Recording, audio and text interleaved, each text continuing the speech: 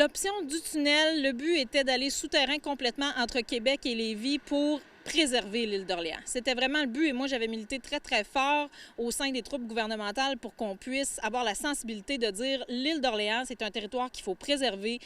Une sortie sur l'île ou une jetée ou même une sortie pour un tunnel, ça aurait altéré beaucoup, beaucoup l'île, les terres agricoles, le paysage. Donc, ce qu'on a annoncé hier, soulagement. D'ailleurs, les gens sont très heureux sur l'île.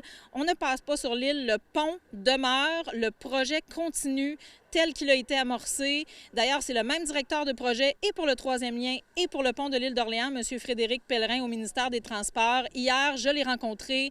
J'ai eu l'occasion de lui poser mes questions. Les deux projets vont bon train. Le pont de l'île, on est toujours sur le même échéancier, donc construction terminée en 2027. Le troisième lien, bien, c'est un autre gros chantier, mais il sera indépendant du pont de l'île d'Orléans.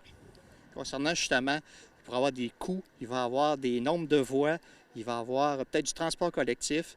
Quand est-ce qu'on va pouvoir avoir des renseignements à ce niveau-là? C'est certain qu'il y aura du transport collectif. Ça, on a eu l'assurance du ministre. En ce qui concerne les coûts, ils doivent faire les appels d'offres. Ils ne veulent pas trop s'avancer pour le moment, donc on connaîtra davantage les coûts dans quelques mois plus tard.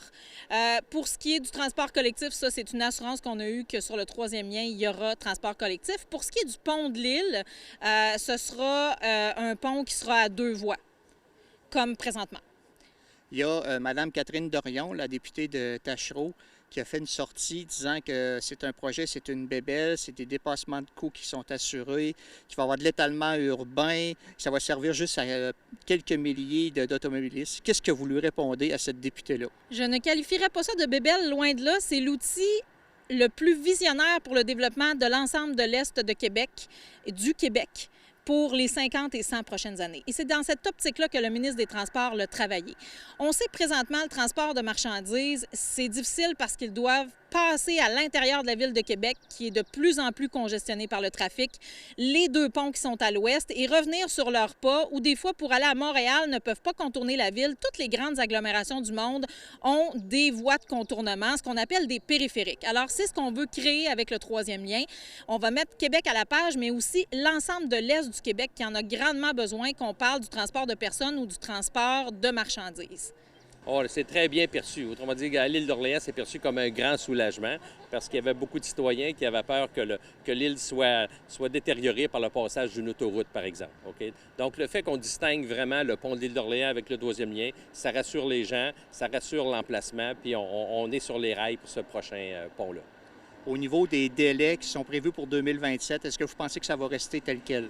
Autrement dit, le ministre Bonnardel hier a annoncé la réalisation finale du pont en 2027, mais le fait de revenir au projet original, un projet dont les plans sont déjà très avancés, on espère que ça va nous aider à raccourcir ce délai-là. Les paysages constituent une vitrine pour la Côte-de-Beaupré et l'île d'Orléans. La nouvelle entente bonifiée sur la mise en valeur et la protection des paysages de la région de la Capitale-Nationale permettra de poursuivre le travail d'embellissement amorcé au cours des dernières années. Notre équipe a assisté à la conférence de presse. Une belle annonce en cette belle journée. Donc, on vient annoncer le renouvellement de l'entente sur la mise en valeur et la protection des paysages de la Capitale-Nationale. Je suis venue faire l'annonce au nom de la ministre de la Sécurité publique et vice-première ministre, responsable de la Capitale-Nationale, Mme Geneviève Guilbeault, qui ne pouvait être présente ce matin. Donc, j'ai fait l'annonce à sa place. On vient annoncer tout près de 500 000 447 000 là, pour la mise en valeur, la protection de nos paysages de Portneuf à Charlevoix. Ça a déjà permis, dans le passé, cette entente-là, de financer plus de 40 projets.